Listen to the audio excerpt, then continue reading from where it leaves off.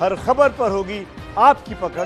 Download कीजिए ABP live app. रक्षा मंत्री राजनाथ सिंह ने chief of defence staff general Bipin Rawat के साथ बैठक की है। इस बैठक में विदेश मंत्री और थल सेना अध्यक्ष भी मौजूद थे। इस समय की बड़ी खबर जान लीजिए आप। रक्षा मंत्री ने बैठक की है सीडीएस के साथ, general Bipin Rawat chief of defence staff उनके साथ। इस बैठक में विदेश मंत्री भी मौजूद और जानकारी के लिए हम सीधे आपको लेकर चलते हैं। मेरे साथ मेरे सहयोगी नीरज पांडे इस समय मौजूद है। नीरज, ये जो बैठक हुई है इसमें मंथन किस बात को लेकर हुआ है? क्या चीन को किसी तरीके का जवाब देने की तैयारी? देखिए, ये अभी बैठक की बात निकल कर सामने नहीं, लेकिन माना जा रहा है चीन में जिस तरह के सीमा पे जिस तरह के हालात पैदा हुए उसके बाद रक्षा मंत्री ने बैठक बुलाई थी और रक्षा मंत्री ने चीफ ऑफ डिफेंस स्टाफ के साथ बैठक की और उस समय विदेश मंत्री एस जयशंकर भी मौजूद थे, थल सेना अध्यक्ष भी मौजूद थे और तीनों लोगों के साथ बैठ कर करीब 1 घंटे तक उन्होंने मंथन किया कि आखिर इसका क्या हल निकले। लेकिन निश्चित रूप में जिस तरह से चीन सीमा पे ये विवाद उत्पन्न हो रहा है और लगातार चीन कोशिश कर रहा है भारतीय सैनिकों के साथ उलझने की, उसमें कोई ना कोई ठोस जवाब देने की तैयारी चल रही है और निश्चित रूप में भारत उसका जवाब देने के लिए इंटरनल कुछ प्रोसेस में लगा हुआ है। अब देखना ये होगा कि क्या निकल कर आता है, क्या ऑफिशियल वर्जन आता है। अभी सरकार की तरफ से थोड़ी देर में कुछ चीजें और क्लियर होगी, लेकिन ये एक बड़ा डेवलपमेंट है। रक्षा मंत्री ने बैठक की है चीफ ऑफ डिफेंस स्टाफ के साथ, थल सेना अध्यक्ष के साथ और विदेश मंत्री के साथ और पूरे हालात पर चर्चा की है। और तो नीरज जिस तरीके से इस पूरे मामले पर आर्मी की तरफ से, सेना की तरफ से स्टेटमेंट आया है, अब इस बैठक के बाद क्या माना जा सकता है सरकार की तरफ से भी कोई प्रेस नोट सामने आ सकता है, कोई ऑफिशियल स्टेटमेंट सामने आ सकता है इस पूरे मामले पर? देखिए, मेरी जो जानकारी है उसके अनुसार फिलहाल अभी केवल इस विषय पर चर्चा हो रही है कि इसका हल क्या निकाला जाए और इस पर कैसे उनको जवाबी कार्रवाई की जाए। लेकिन जो भी कुछ निर्णय लेना है, जो भी कुछ ऑफिशियल स्टेटमेंट आना है, चूंकि ये दो देशों की सीमा का मामला है और खुद वहां पे आर्मी अपना काम कर रही है, तो मुझे लगता है जो भी ऑफिशियल स्टेटमेंट आएगा वो आर्मी मैं आपके पास लौटूंगी नीरज राजपूत। इस वक्त बेहद खास मेहमान रक्षा राज्य मंत्री श्रीपद नायक जी हमारे साथ मौजूद हैं। श्रीपद नायक जी, सबसे पहले सर आपका रिएक्शन इस पूरी खबर पर? जी, हम अभी वहाँ की खबर ले रहे हैं, उसका जायजा ले रहे हैं। हमें अभी तक डिटेल में पता नहीं है, हम उसका जायजा भी ले रहे हैं। सर, आर्मी की तरफ से जो स्टेटमेंट आया है उसमें 3 भारतीय सैनिकों के शहीद होने की बात सामने आई है और साथ ही यह भी कहा गया है कि फायरिंग नहीं हुई थी, झड़प हुई थी और चीनी सैनिकों को भी नुकसान हुआ है। तो कुछ डिटेल्स इसके बारे में आप शेयर कर पाएंगे देश के साथ? हमें मेरे पास अभी कुछ डिटेल नहीं है, मैं डिटेल मंगवा रहा हूँ। जी ठीक है सर, डिटेल्स आप अभी जो मंगवा रहे हैं, लेकिन बस मैं ये जानना चाहती हूँ सर, आश्वासन आप देश को क्या देना चाहेंगे इस समय में? नहीं, ये तो ना खबर तो पता होनी चाहिए ना, वही खबर करवाता हूँ और की जानकारी लेता हूँ। पर सर, ये तनाव जिस तरीके से लगातार पिछले दिनों से बना हुआ है भारत और चीन के बीच, ऐसे में देश के आम नागरिक के मन में कई तरीके के सवाल और आशंका है सर। सही है जी, उसको दूर करने के लिए आप क्या कहेंगे, क्या भरोसा देंगे? या ये तो अब खबर लेने के बाद ही मैं बताऊंगा आपसे। और ये डिटेल मेरे ख्याल से हमारे रक्षा मंत्री जी है, उनको डिटेल पता होगा, मैं भी खबर ले रहा हूँ। ऐसे में देशवासियों को भरोसा क्या देंगे सर आप? मैं बस ये जानना चाह रही हूँ। श्रीपद नायक कुछ भी बोलने के लिए नहीं तैयार। मैंने बार बार दोहराया कि ठीक है, अगर आपको इस खबर के बारे में डिटेल्स नहीं पता तो कम से कम इन हालात में देशवासियों को कोई भरोसा, कोई आश्वासन जो आप देना चाहें, क्योंकि आम नागरिक के मन में कई तरीके के सवाल खड़े होते हैं जब वो इस तरीके की खबरें देखता और सुनता है। और फिलहाल खबर वो जिस पर आर्मी की तरफ से मोहर लगाई गई है, सेना की तरफ से यह स्टेटमेंट आया है कि हाँ, झड़प हुई है एलएसी पर भारत और चीन के बीच। हाँ, हमारे 3 सैनिक शहीद हुए हैं। हाँ, जो 3 सैनिक शहीद हुए हैं उसमें एक अफसर भी शामिल है। साथ ही सेना की तरफ से यह भी बताया गया है कि कैजुअलिटी चीन की तरफ भी हुई है। चीन से तनाव पर इस बीच 1 घंटे तक बैठक चली है, जिस बैठक में रक्षा मंत्री ने CDS chief of defence staff general Bipin Rawat, रक्षा मंत्री मौजूद थे, उसमें विदेश मंत्री मौजूद थे और थल सेना अध्यक्ष भी मौजूद थे। इन सब के साथ जो बातचीत हुई है उसी पर और अपडेट के लिए सीधे आपको लेकर चलते हैं। आशीष कुमार सिंह हमारे साथ मौजूद हैं। आशीष, मंथन में क्या निकला, कुछ साफ हो पा रहा है क्या अब तक? देखिए, कंसिडर्ड डिसीजन लेना होगा भारत को क्योंकि इमोशंस बहुत हाई चल रहे हैं। आप देख रहे हैं भारत और चीन के साथ जो ताज़ा विवाद हैं कोरोना वायरस के इस काल में, वो सीमा पर इतने ज़्यादा हाइटेंड टेंशंस तक पहुंच गए, और ऐसे वक्त पर जबकि कल रात ही वायलेंट क्लैशेस में भारतीय फौज के 3 जवान शहीद हो गए हैं, ऐसे में अर्जेंट बैठक करना डिफेंस मिनिस्टर का इन बड़े मंत्रियों के साथ, ये निश्चित तौर पर ये दिखाता है, जिसमें चीफ ऑफ डिफेंस स्टाफ भी थे, ये दिखाता है कि भारत जरूर कोई ना कोई रणनीति चॉकआउट कर रहा है। लेकिन मैं फिर से दोहराना चाहूंगा कि बहुत कंसिडर्ड कॉल लेना होगा चाइना के साथ मिलिट्री कॉन्फ्लिक्ट पर। क्या भारत कोई छोटा मोटा इसका जवाबी कोई कार्रवाई करना चाहता है कि नहीं चाहता है? मुझे लगता है कि थोड़ा हमें इंतजार करना पड़ेगा, क्योंकि भारत सरकार को इस पर डिसीजन लेना पड़ेगा, और ये बहुत बड़ा फैसला होगा अगर भारत सरकार की तरफ से ऐसा कोई फैसला लिया जाता है।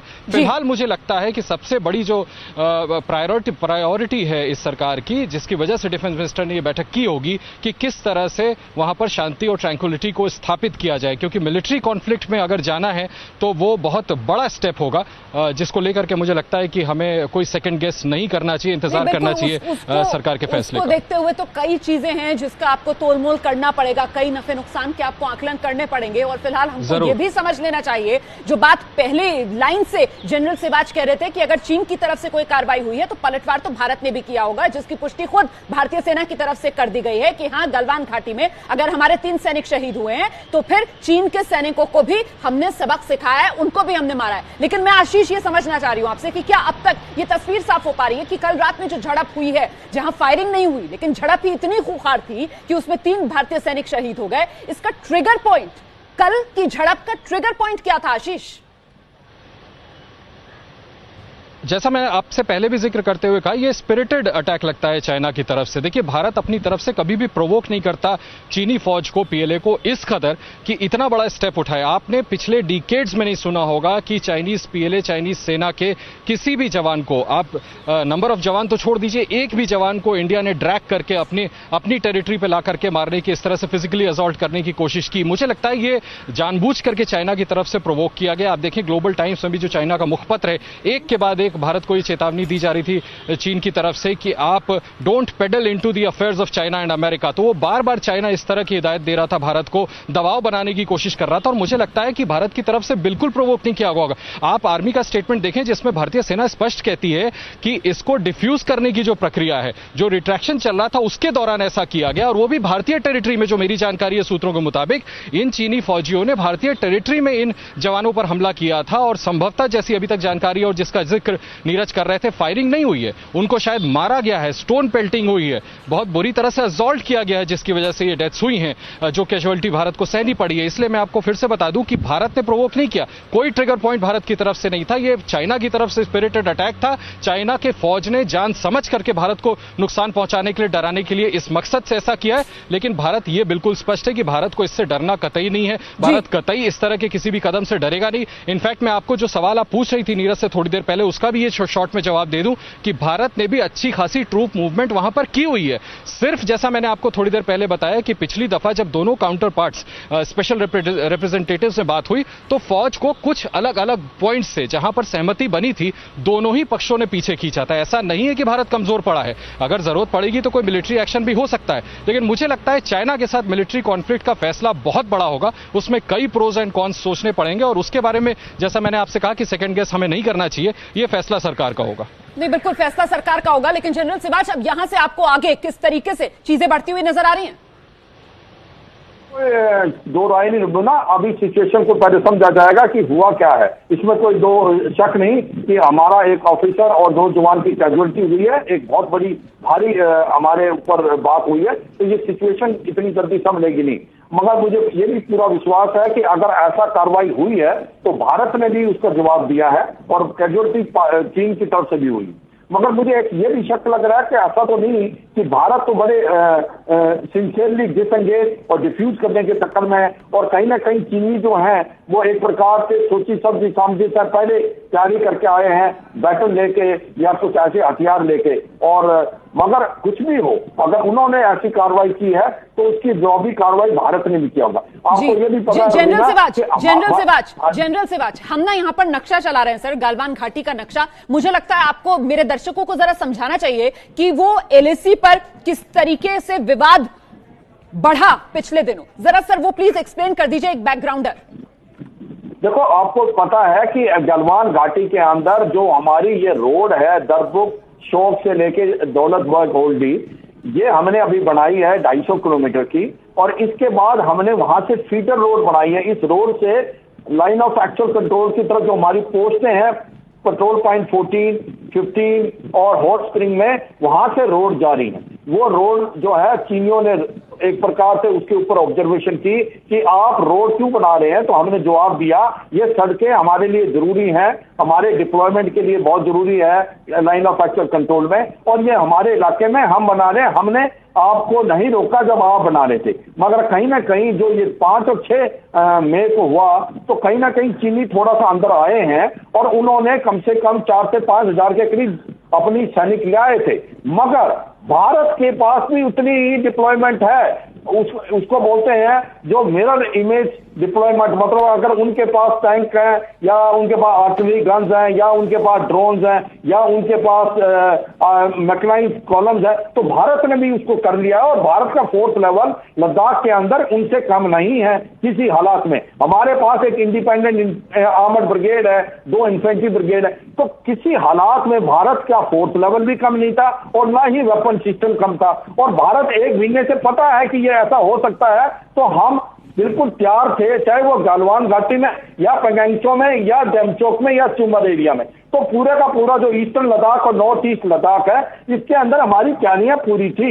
मगर जिस तरीके से बातचीत चल रही थी भारत और चीन के बीच में, एम ये था किसी प्रकार से डिसंगेज हो और सिचुएशन डिफ्यूज हो, और उसके पहल चल रही थी जो अभी 6 जून को कोर कमांडर और मेजर जनरल लियू जिन जो PLA के हैं चाइना के, उसके बाद बातचीत के बाद प्रतिक्रिया जो हुई डिफ्यूज सिचुएशन करने की हुई, और ऐसा लगता था कि धीरे धीरे सिचुएशन डिफ्यूज हो जाएगी। मगर ये जो कल रात को हुआ, इसने एकदम सबको सरप्राइज कर दिया कि ऐसा क्यों हुआ।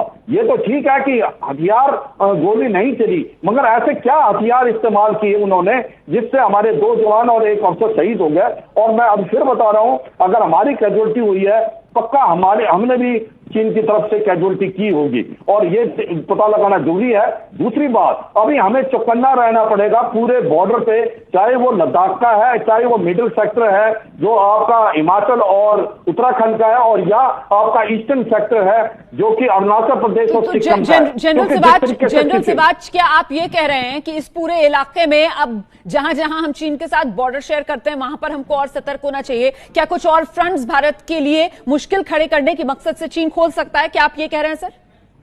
बिल्कुल हो सकता है। देखो, अगर आप ऐसा हो सकता है, जब देखो आप सोचने की कोशिश करो, जब भारत तो सिंसियरली डिफ्यूज करने के चक्कर में कि किसी प्रकार से डिसंगेज हो, डिफ्यूज हो जाए सिचुएशन, हम ये इस काम के लिए बढ़ रहे हैं, और चीनी ने ये हरकत की है, तो कहीं ना कहीं उनकी मंशा क्लियर नहीं है। तो आप उसको चौकन्ना, तो हम पहले ही चौकन्ने हैं, हम हर जगह अपने डिप्लॉयड हैं, हम तैयार हैं। ये कोई आज तो बात नहीं है, 1 महीने से चल रही है, तो हम इस चीज के लिए पूरा तैयार है। मैंने आपको बताया कि ईस्टर्न लद्दाख के अंदर हमारा फोर्स लेवल इतना है, हम ईंट का जवाब पत्थर से दे सकते हैं। हम गलवान घाटी के अंदर पूरे ट्रुप्स डिप्लॉयड थे, मगर हमारी एफर्ट थी कि किसी प्रकार से इसको डिफ्यूज किया जाए, क्योंकि दोनों तरफ से बातचीत चल रही थी। मगर इस बातचीत के बीच में इस प्रकार का एक प्रकार वायलेंस यूज करना चीन की तरफ से, ये एक बड़ा अचंभा और हैरान करने वाली बात है। यही सबसे बड़ा सवाल है सर, सबसे बड़ा सवाल यही है जिसको आप बार बार अंडरलाइन कर रहे हैं। मुझे लगता है नीरज राजपूत को आना चाहिए। नीरज, जवाब देश इसी बात का जानना चाहता है कि भाई हम तो कोशिश उस बात की कर रहे हैं ना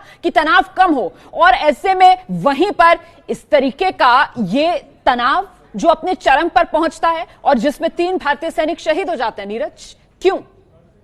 बिल्कुल रोमाना, बिल्कुल ठीक कहा आपने। जो गलवान घाटी है, क्योंकि शुरुआत में ही जो तनाव शुरू हुआ यहाँ पर LAC पर लद्दाख में, खासतौर से पूर्वी लद्दाख में, गलवान घाटी भी बड़ा फ्लैश पॉइंट रहा था। और चीन की तरफ से लगातार ये इस बात का आरोप लगाया जा रहा था कि भारतीय सैनिक चीन की सीमा में घुस आए हैं और वहां पर आकर जो है पुल बना रहे हैं या दूसरा इंफ्रास्ट्रक्चर का काम कर रहे हैं। लेकिन भारतीय सेना ने साफ कर दिया था कि जो जिस जगह पर पुल बनाया जा रहा है, हालांकि पुल बनाने का काम रोक दिया था उस वक्त जब झड़प हुई थी, उस टाइम भी मारपीट हुई थी। रोमाना, आपको बता दूं कि शुरुआत में भी मारपीट हुई थी गलवान घाटी में, लेकिन वो एक मामूली मारपीट थी, धक्का मुक्की जिस तरह से होती है, धक्का एक दूसरे को मारना, इस तरह की थी, उसको बाद में सुलझा लिया गया था। लेकिन चीनी सेना ने क्या किया, वहां पर 80 टेंट लगाकर कैंप लगा लिया था वहां पर, और ये कहकर कि ये एरिया जो है हमारा है, और भारतीय सेना ने यहाँ पर घुसपैठ की है। जहां पर उन्होंने कैंप लगाया था, भारतीय सेना ने उस वक्त भी कहा था, क्योंकि 500 से 600 मीटर की दूरी पर भारतीय सेना का कैंप भी लगा हुआ था, टेंट लग गए थे, वहां पर बड़ी एक तादाद में बिल्डअप हुआ था। बटालियन पूरी दोनों देशों की सैनिकों की एक बटालियन वहां पर मौजूद थी। एक बटालियन यानी करीब करीब 800 से 200 सैनिक दोनों तरफ के मौजूद थे वहां पर उन टेंटों में।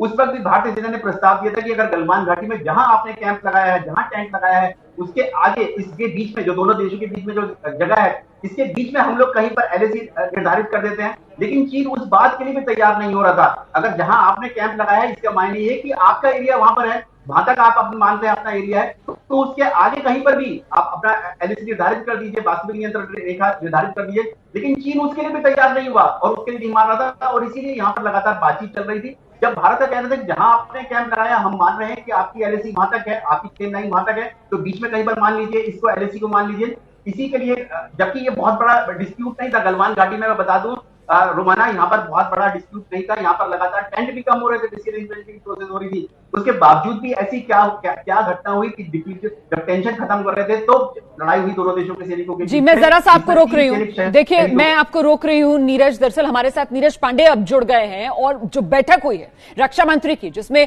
Chief of defence staff general Bipin Rawat भी मौजूद थे, जिसमें सेना अध्यक्ष मौजूद थे, विदेश मंत्री मौजूद थे, उसके बारे में कुछ खबरें अब छनकर बाहर आ रही हैं। नीरज बेहतर बता पाएंगे। नीरज पांडे, आइए।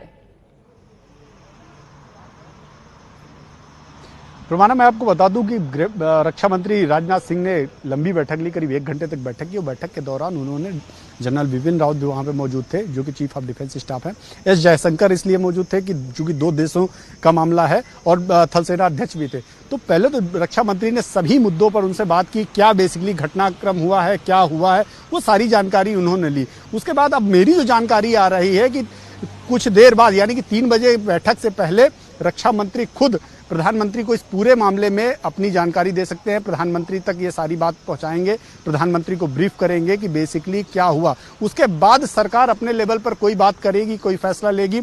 क्या कुछ होना है, क्या नहीं होना, ये तो तय होगा कि जब रक्षा मंत्री और प्रधानमंत्री की बैठक होगी, उसके बाद तय होगा। लेकिन एक बात तो बिल्कुल तय है, नीरज पांडे, एक सेकंड, चाइना और आप जो कह रहे हैं, मैं वो दोहराती हूं दर्शकों के लिए। बड़ी जानकारी नीरज पांडे दे रहे हैं। नीरज पांडे कह रहे हैं कि 1 घंटे तक रक्षा मंत्री ने, जो चीफ ऑफ डिफेंस स्टाफ, विदेश मंत्री, थल सेना अध्यक्ष के साथ बैठक की है, सारी जानकारी ली है। अब वो जानकारी रक्षा मंत्री जो हैं प्रधानमंत्री को जाकर देंगे। 3 बजे प्रधानमंत्री को मुख्यमंत्रियों के साथ बैठक करनी है, और उससे पहले रक्षा मंत्री पीएम नरेंद्र मोदी से मुलाकात कर उनको इस पूरे घटनाक्रम से अवगत कराएंगे। मैं सही कह रही हूं नीरज पांडे? अब आगे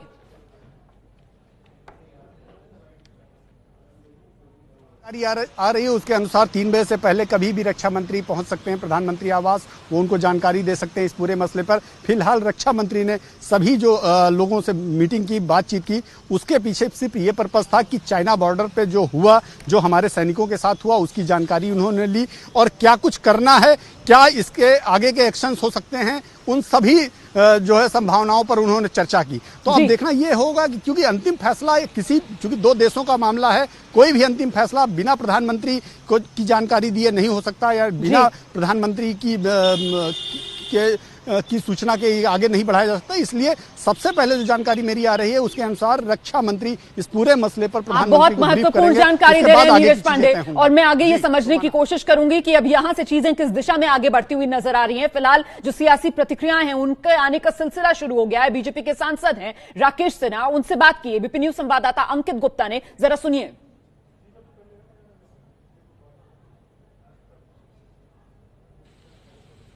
गलवान घाटी में हुई है एक दुखद घटना। भारत और चीन के सैनिक आमने सामने आए हैं, हिंसक झड़प हुई है। सामने आ रही जानकारी के मुताबिक भारत के 3 जवान शहीद हुए हैं, जिसमें एक अधिकारी भी है। हालांकि इस सबके बीच में खबर यह भी आई है कि चीन की तरफ भी क्षति हुई है। हमारे साथ मौजूद हैं बीजेपी सांसद राकेश सिन्हा। सर, जिस तरीके से ये खबर सामने आई है, निश्चित तौर पर चिंताजनक, क्योंकि पिछले कई दशकों में इस तरीके की खबरें नहीं आ रही थी कि जहां पर हिंसक झड़प जरूर हो रही थी, लेकिन मौत नहीं हो रही थी। देखिए, चीन का यह हरकत असहनीय है। जब से चीन ने सीमा पर विवाद पैदा किया है, भारत ने कूटनीति के द्वारा और सैन्य स्तर पर बातचीत के द्वारा इसे सुलझाने का प्रयास किया है। भारत ने सभी उत्तेजनाओं को बर्दाश्त करते हुए इस कोरोना के संकट में, जब पूरी दुनिया में मानवता अपने अस्तित्व के संकट से लड़ रही है, भारत ने इस स्थिति को टालने का लगातार प्रयास किया है।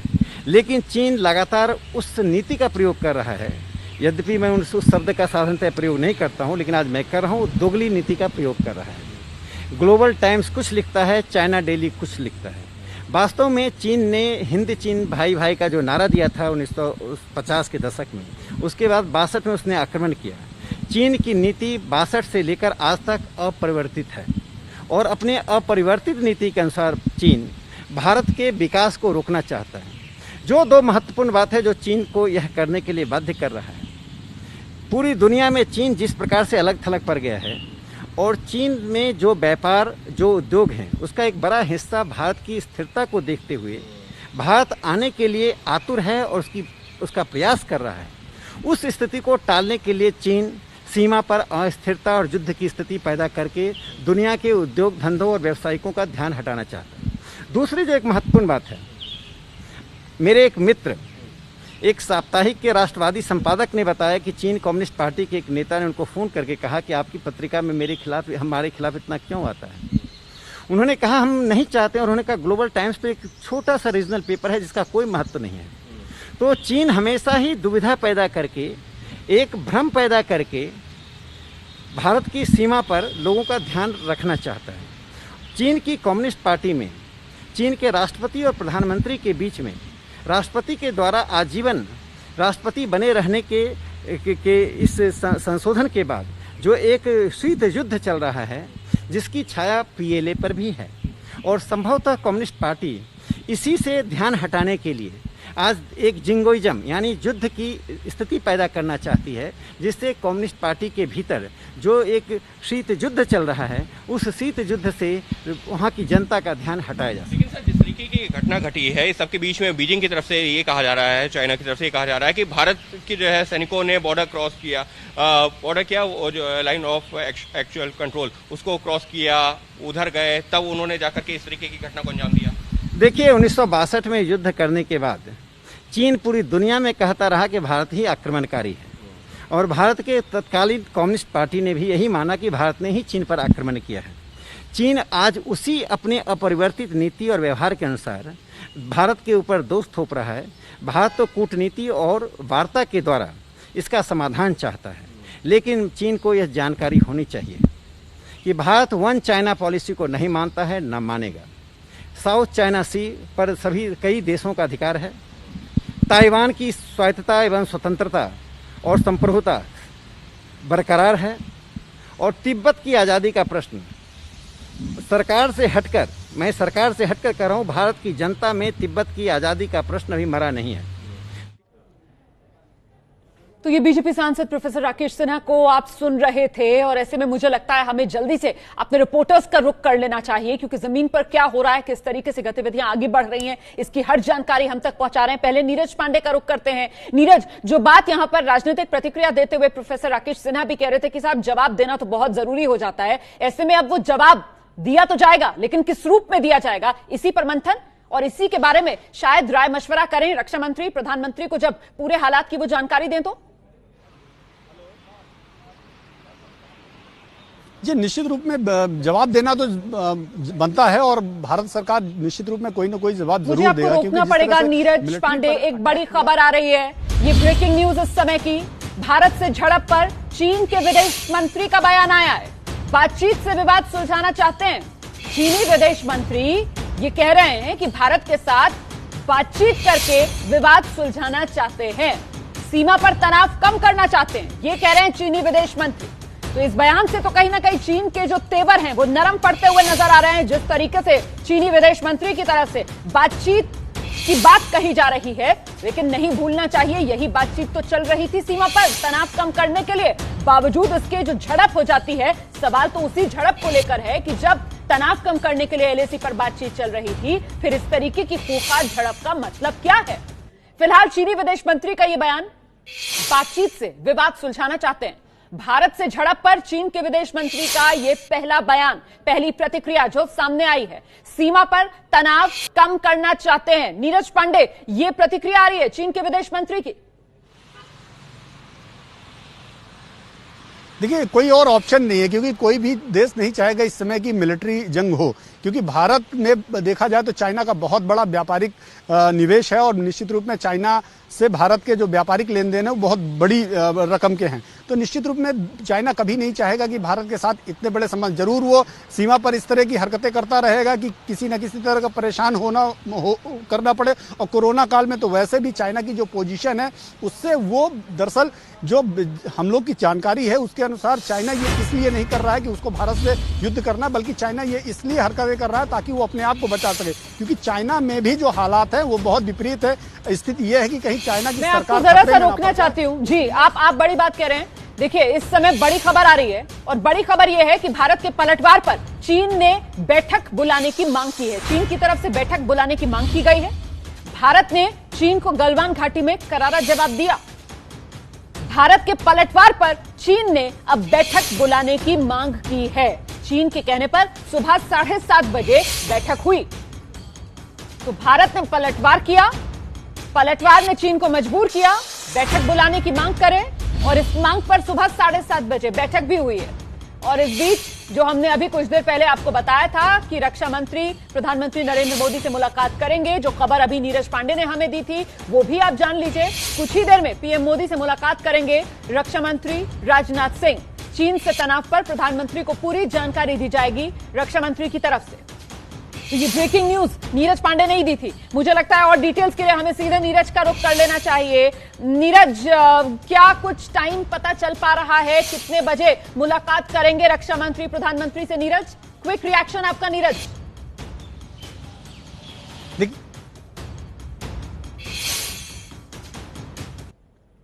मैं नीरज से आगे बात करूंगी, लेकिन इस बीच आरजेडी के सांसद मनोज झा हमारे साथ मौजूद हैं। मनोज जी, जिस तरीके से तनाव बढ़ा है भारत और चीन के बीच, आप इसे किस तरीके से आंक रहे हैं? देखिए, मैं एक बात कहूं, एक व्यथित नागरिक के रूप में आपसे कह रहा हूं, बीते 3 हफ्ते से कई पत्रकार, कई मीडिया के साथी लिख रहे थे कि कुछ वहां तनाव ज्यादा बढ़ रहा है, खास करके लद्दाख गलवान वैली में, और हमें कोई जानकारी नहीं थी। मुझे दुख इस बात का है, एक स्वस्थ लोकतंत्र में सबको पता होना चाहिए कि सरहद पे क्या हो रहा है। डोनाल्ड ट्रंप ट्वीट करते हैं मैं पंच बनने को तैयार हूं, तब भी कहा जाता है ऑल इज वेल। आज हमने 2 जवान, एक अपने अफसर खो दिए, कोई तनाव नहीं था। किस तरह की चीजें हमें बताई जा रही थी, संसद को भरोसे में नहीं लिया, ऑल पार्टी मीटिंग की कोई चर्चा नहीं, all is well, all is well. और नतीजे में देखिए क्या हो गया। 62 के बाद आज ये पहली घटना इस प्रकार की है, और जिससे पूरा देश तख्ते में है। अब ये हेडलाइन मैनेजमेंट जो भी कर लें, लेकिन मैंने प्रधानमंत्री जी से भी आग्रह किया है, इमरजेंसी संसद की कोशिश करिए या ऑल पार्टी मीटिंग बुलाइए, क्योंकि जवानों की शहादत कुछ सवाल छोड़ के गई है, और वो सवाल हमारे सिक्योरिटी एस्टैब्लिशमेंट से लेकर के हमारी डिप्लोमेसी के बारे में है। डिप्लोमेसी को ट्रायल बैलून बना के हमने रख दिया, नतीजे में अब इस तरह की आप खौफनाक छवियां देख रहे हैं। मैं सिर्फ आपको, आपके माध्यम से भी आग्रह करूंगा, अगर सरकार तक मेरी आवाज जाए, हम जैसों की आवाज जाए, हम कहेंगे अभी भी वक्त है, देश को भरोसे में लीजिए, देश को झूठ के पर्देदारी में मत रखिए कि all is well. If things are not well, please have the guts to convey to the people, we will stand behind you. हम सरकार के पक्ष में होंगे। शांति सरकार तो ये कह रही है ना कि जहां हमें काम करना है वहां हम काम कर रहे हैं, और जिस तरीके से डोकलाम का मुद्दा सुलझाया था इसी मोदी सरकार ने, तो वो कहती है विपक्ष थोड़ा समय तो दे।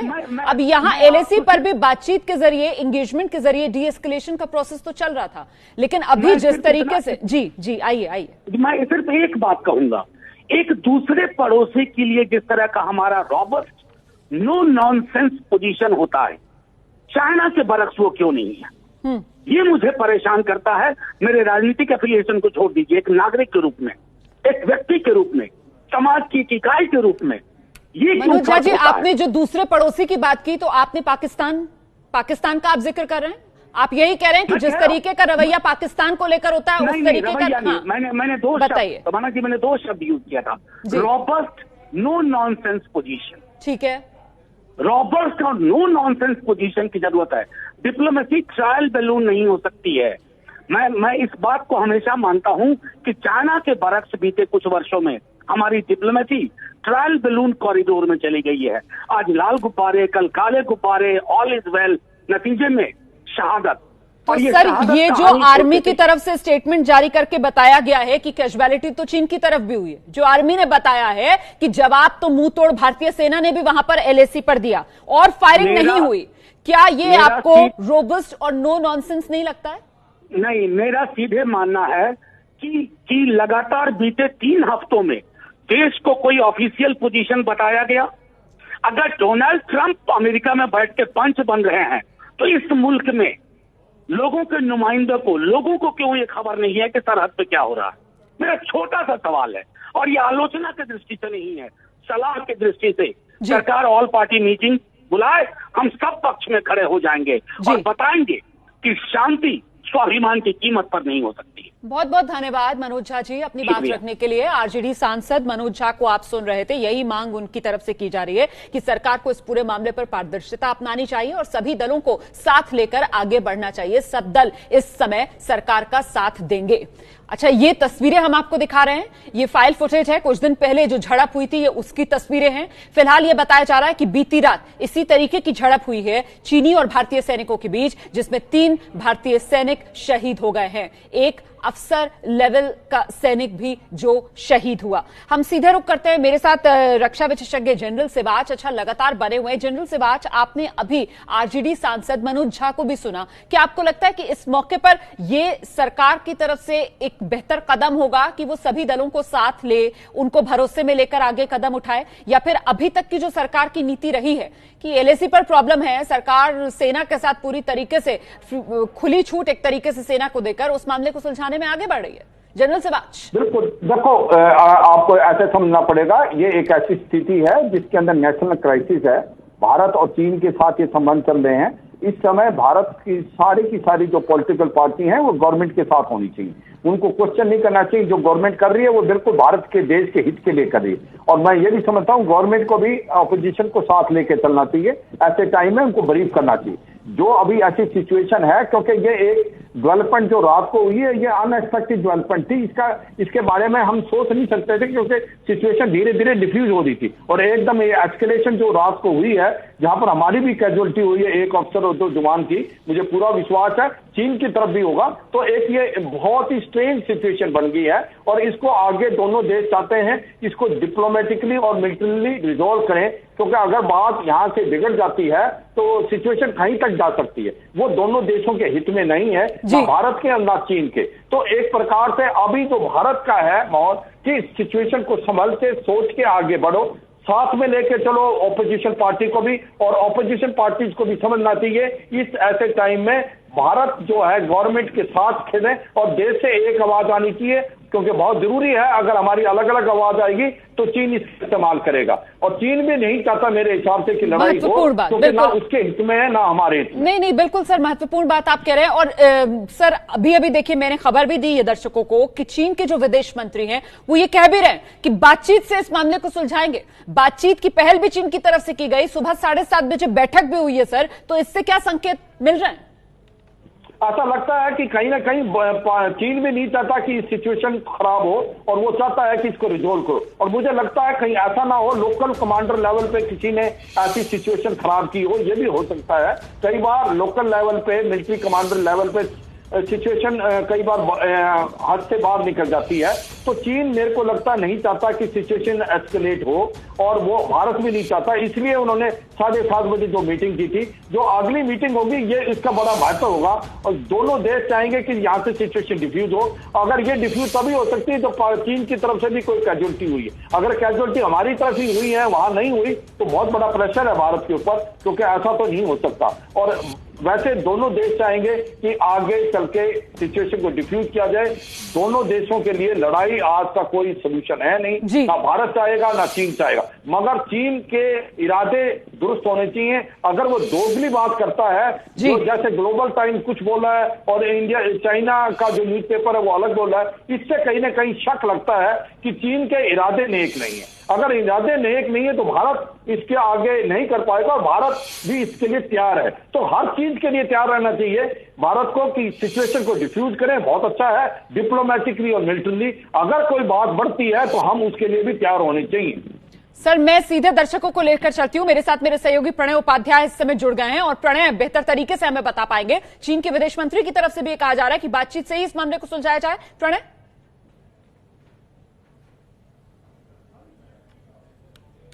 आवाज नहीं आ रही है प्रणय उपाध्याय,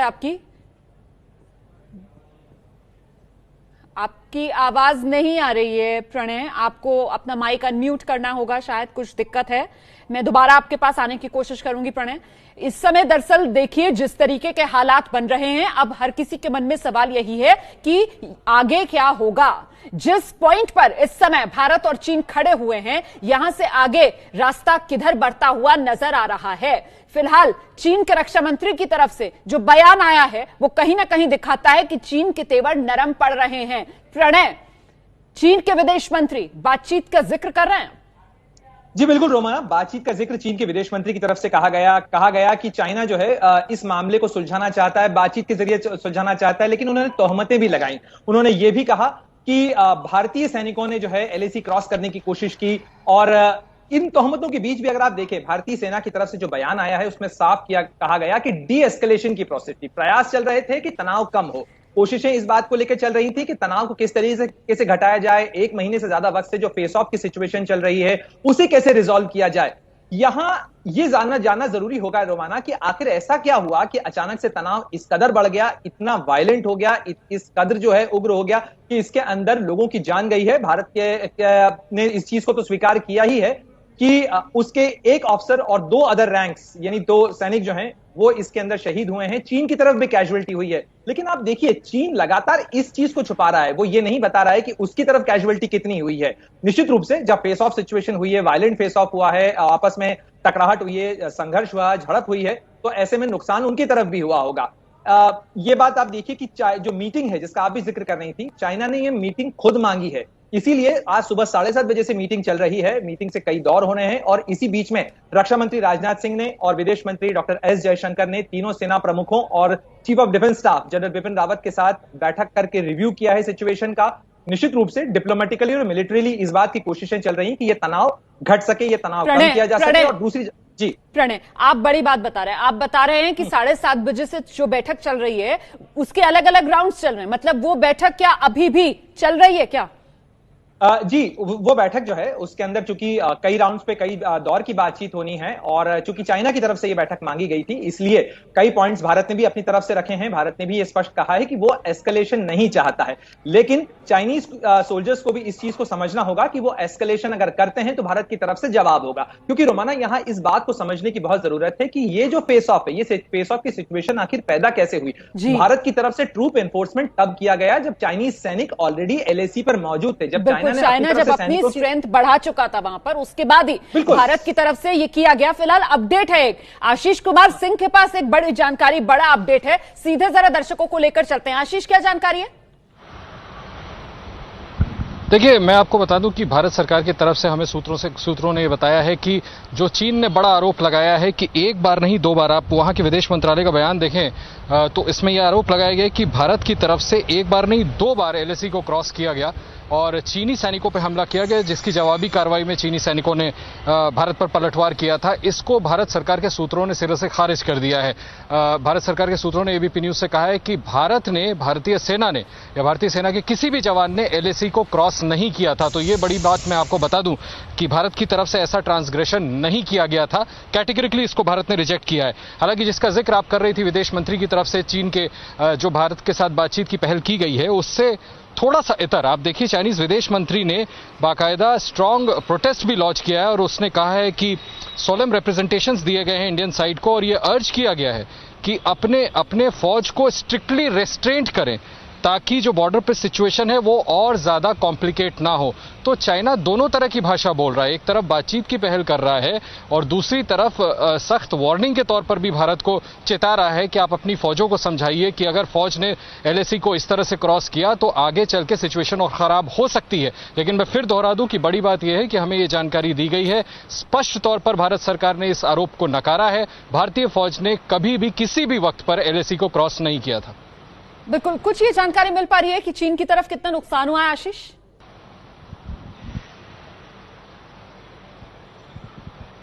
आशीष, आपको मेरी आवाज मिल रही है? जी, आप अपना सवाल दोहराएंगी? कुछ जानकारी मिल पा रही है चीन की तरफ कितना नुकसान हुआ है आशीष?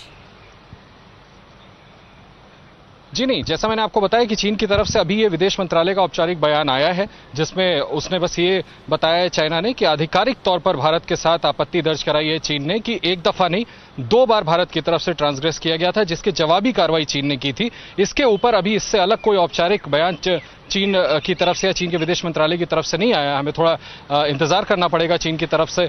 जो भारत की तरफ से क्लेम किया गया है कि चीन की तरफ भी 3-4 कैजुअलिटी हुई है, उसको लेकर के भी चाइना ने अपना रुख अभी स्पष्ट नहीं किया है। अभी सीमित बयान आया है, जैसा मैंने आपको बताया कि भारतीय सेना से अपील की है कि अपने ट्रूप्स को आप कंटेन करें, वरना बॉर्डर पर सिचुएशन दोबारा से एस्केलेट हो सकती है। मुझे लगता है प्रणय उपाध्याय को आना चाहिए। प्रणय, आप हैं हमारे साथ ना अभी? तो ये जिस तरीके के बयान का जिक्र यहाँ पर आशीष कुमार सिंह कर रहे हैं, ये तो एक तरीके से एक अनएक्सपेक्टेड लाइंस इसको कहा जा सकता है प्रणय? जी बिल्कुल, चाइना अपनी पोजीशन को डिफेंड करता हुआ नजर आ रहा है। जो बॉर्डर पे टेंशन हुआ है, चाइनीज फॉरेन मिनिस्ट्री ये कहने की कोशिश कर रही है कि भारत की तरफ से कार्रवाई की गई और उसका केवल चाइना ने अपने आप को डिफेंड किया है, और इस कार्रवाई के अंदर जो भी नुकसान हुआ है, चीन नहीं चाहता कि वो टेंशन एस्केलेट हो। ये एक निश्चित रूप से कूटनीतिक बयान है, लेकिन जो सीमा पे हुआ, जिस तरीके से हुआ, जो घटनाक्रम है, क्योंकि जो घटनाक्रम हुआ है रोमाना, उसे आप केवल एक दिन या एक समय की घटना के तौर पर नहीं देख सकते हैं। लगातार जिस तरीके का बिल्डअप हो रहा था, जिस तरीके से अलग अलग फ्लैश पॉइंट चाइना बनाने की कोशिश कर रहा था, चिपचाप वैली से लेके गलवान वैली तक, जिस तरीके से अलग अलग पॉइंट्स के ऊपर ये टेंशन नजर आया, चाहे पेंगोंग लेक का मामला हो, चाहे हॉट स्प्रिंग पे हो, चाहे गलवान घाटी हो या PP-15 हो, इन सारी जगहों के ऊपर चाइनीज सोल्जर्स अगर फेस ऑफ की सिचुएशन में हैं, चाइना अपने रियर एंड पे यानी अपने मिलिट्री बेसिस के ऊपर फोर्स रीइंफोर्समेंट कर रहा। और ये भारत ही नहीं कह रहा, चाइना खुद भी इस चीज को बता रहा है। उसका अपना जो सोशल मीडिया है, उसका अपना जो सरकारी मीडिया है, वो बता रहा है कि उसने किस तरीके से ट्रूप इंडक्ट किए हैं। अगर उसका ये एग्रेसिव पॉस्चर है, तो निश्चित रूप से कहीं ना कहीं ऐसे एग्रेसिव पॉस्चरिंग के अंदर अगर इस तरीके की फेस ऑफ कोई वायलेंट हो जाता है, तो चाइना ये नहीं कह सकता कि ये फेस ऑफ जो है ये भारत की तरफ से उग्र हुआ है। निश्चित रूप से चाइना एक बहुत सस्टेन तरीके से एक बिल्डअप बना रहा था, और अगर उस दौरान ये घटना हुई है, भारत इस बीच बड़ी खबर आ रही है प्रणय उपाध्याय। देखिए, भारत की तरफ से प्रतिक्रिया आई है।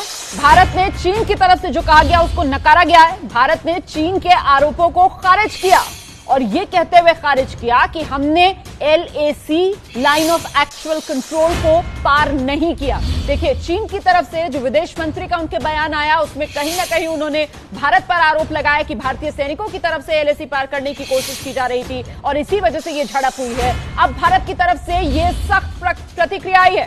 भारत ने चीनी आरोपों को सिरे से नकारा है, खारिज किया है। हमने line of actual control LAC को पार नहीं किया। तो चीन के एक और झूठ को बेपर्दा किया यहां पर प्रणय उपाध्याय भारत ने अपने इस बयान से। बिल्कुल रोमाना, क्योंकि लाइन ऑफ एक्चुअल कंट्रोल का ही तो सारा मामला है। लाइन ऑफ एक्चुअल कंट्रोल को डिफाइन ही चीन नहीं करता है, और वो ये आरोप लगाता है कि भारत ने line of actual control cross की है, जबकि भारत ने लाइन ऑफ एक्चुअल कंट्रोल उस समय भी क्रॉस नहीं की जब वो अपने गलवान घाटी के पेट्रोलिंग पार्टी के लिए जब जा रहे थे। तो उसी पेट्रोलिंग पॉइंट, ये जो PP-14 आप शब्द सुनती हैं, ये बेसिकली पेट्रोलिंग पॉइंट 14 है, और उसी तक भारत के पेट्रोल हमेशा से जाते रहे। चाइना को अब आपत्ति इस चीज को लेकर हो रही है कि चाइनीज की इंडियन सोल्जर्स वहां तक पेट्रोलिंग के लिए क्यों जा रहे हैं, और line of actual control China चूंकि डिफाइन ही नहीं करता है, तो वो ये आरोप कैसे लगा सकता है कि भारतीय सैनिकों ने लाइन ऑफ एक्चुअल कंट्रोल को क्रॉस किया। ये कहीं ना कहीं बताता है कि चीन अपनी ही बात के अंदर फिलहाल उलझता हुआ नजर आ रहा है। ये बात जरूर है कि बातचीत के जरिए इस मामले को सुलझाने की कोशिश इसलिए भी हो रही है रोमाना, क्योंकि दोनों, अगर आप देखें, दोनों दुनिया के सबसे ज्यादा आबादी वाले 2 बड़े मुल्क हैं, दोनों न्यूक्लियर पावर हैं, दोनों एक रिस्पॉन्सिबल कंट्रीज हैं, और ऐसे में ये कोशिश होगी कि ये तनाव आगे न बढ़े। ये फ्लैश पॉइंट्स गलवान घाटी पे जो हुआ है, वो पेंगोंग या हॉट स्प्रिंग या जो दूसरे इलाके हैं जहां फिलहाल भी फेस ऑफ की सिचुएशन चल रही है, वहां न आगे बढ़े। और इसके अलावा 3488 किलोमीटर की पूरी लाइन ऑफ एक्चुअल कंट्रोल है रोमाना। तो ऐसे में ये टेंशन और दूसरे इलाकों में न स्प्रेड हो, इसके लिए कोशिशें दोनों तरफ से हो रही हैं। और इसी के मद्देनजर जो सुबह 7:30 बजे से मीटिंग्स का दौर चल रहा है वो भी हो रहा है। उम्मीद की जानी चाहिए कि डिप्लोमेटिक लेवल के ऊपर भी जल्द ही दोनों देशों के बीच में संवाद की कोई ना कोई कोशिश जरूर होगी। बीजिंग में भी संपर्क होगा, यहाँ दिल्ली में भी इस चीज की कोशिश होगी, कोई ना कोई फोन कॉल जरूर होंगे। एस्केलेट टेंशंस ना हो, डी एस्केलेट किए जा सकें, थोड़ा सा टेम्परेचर डाउन किया जा सके, इसके लिए कोशिशें तेजी से चल रही हैं। बिल्कुल, लेकिन आशीष कुमार सिंह, आशीष, जो बात यहां पर प्रणय भी कह रहे थे कि हमें समझना चाहिए कि कितना लंबा बॉर्डर जो हम चीन के साथ शेयर करते हैं, ऐसे में चीन की जिस तरीके की फितरत रही है, जो एक्सपर्ट अभी जनरल सिवाज भी कह रहे थे कि हो सकता है कुछ और मोर्चों पर चीन भारत की मुश्किल बढ़ाने की कोशिश करे, तो ये चुनौती भी बड़ी सरकार और सेना के सामने है। जी हाँ, बिल्कुल। देखिए, आप चीन लगातार कई ऐसे टेरिटरीज हैं जहां पर वो क्लेम करता है कि वो पूरा इलाका उनका है, जिसका जिक्र प्रणय कर रहे थे। पेट्रोलिंग पॉइंट्स जहां पर भारतीय फौज का जो दस्ता है जो पेट्रोलिंग करता है, भारत क्योंकि वो डिमार्केटेड नहीं है, क्योंकि दोनों देशों के बीच में स्पेशल रिप्रेजेंटेटिव्स का मैकेनिज्म है इसको सॉर्ट आउट करने के लिए, लेकिन भारत जानता है कि किस सीमा तक भारत की परिधि है। भारत उसी में, उसके दायरे में रह करके लगातार पेट्रोलिंग करता रहा है और चीन ने अक्सर इसको लांघने की कोशिश की है। चीन का आप देखिए, कई बार ऐसा बयान आता है जब भी किसी उच्च स्तरीय कोई विजिट अरुणाचल प्रदेश की हो जाती है तो वो कहते हैं पूरा अरुणाचल प्रदेश उनका हो गया। देखिए, emotions are running very high दोनों तरफ, और मुझे लगता है, फिर से मैं दोहरा दूं जो सबसे पहले मैंने आपसे बात कही थी, ये स्पिरिटेड अटैक चाइना की तरफ से किया गया है। भारत का इससे कोई लेना देना नहीं है, भारत ने बिल्कुल प्रोवोक नहीं किया है, जो हमारे सोर्सेज लगातार बता रहे हैं। ये चीन की तरफ से डेलिबरेट अटेम्प्ट है प्रोवोक करने के लिए, और माहौल को चीन ने बिगाड़ने की कोशिश की है, जिसके रिटेलिएशन में भारत को डिफेंड करना पड़ा, जिसमें ये शहादतें हुई हैं भारत की तरफ से, जो लॉस हुई है, जो कैजुअलिटीज हुई हैं। निश्चित तौर पर ये एक बड़ी चुनौती है, और मुझे लगता है कि इसी वजह से आप देखिए सीरीज ऑफ बैठकें चल रही हैं, और जिसका जिक्र प्रणय कर रहे थे, मुझे लगता है कि उसकी गुंजाइश ज्यादा है। कोई ना कोई रास्ता निकाला जाएगा दोबारा से शांति स्थापित करने के लिए, क्योंकि मुझे नहीं लगता दोनों ही पक्ष, जैसा आप खुद भी अभी जिक्र कर रही थी रोमाना, कि खुद चीन के विदेश मंत्री ने कहा है कि वो चाहते हैं कि बातचीत के जरिए इसको नॉर्मलाइज किया जाए। शायद उसकी कोशिशें तेज है और हमें उसका कुछ ना कुछ नतीजा थोड़ी देर में पता चले। बिल्कुल, तो वो किस दिशा में कोशिशें की जा रही हैं, किस तरीके से अगला कदम उठाया जा सकता है, इस पर मैं जवाब लूंगी। नीरज पांडे भी हमारे साथ लगातार बने हुए हैं।